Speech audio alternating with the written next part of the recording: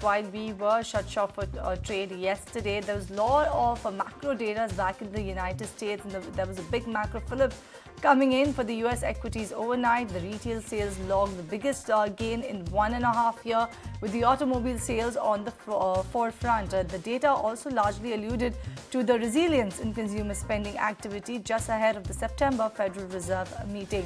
The sales were up about 1% in the month of July. Meanwhile, on an annualized basis, the sales were higher by about 2.7% versus 2% in the preceding month.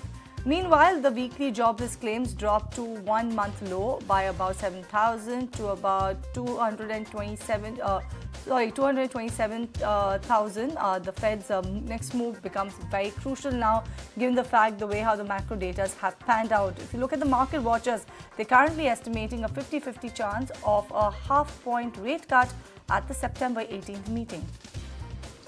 Shifting focus to earnings, Walmart reported another solid quarter as the business has proved to be resilient against the discerning consumers and sticky inflation.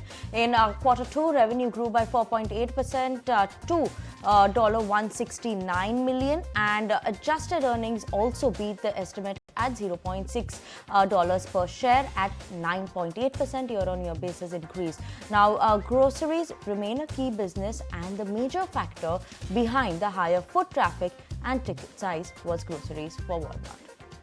And on the flip side, Alibaba missed the top and the bottom line expectations for the June quarter as it continues to face headwinds in the core e-commerce business amidst the rising competition and a cautious Chinese consumer. The revenue was up 4% year-on-year, while the net income dropped 29%.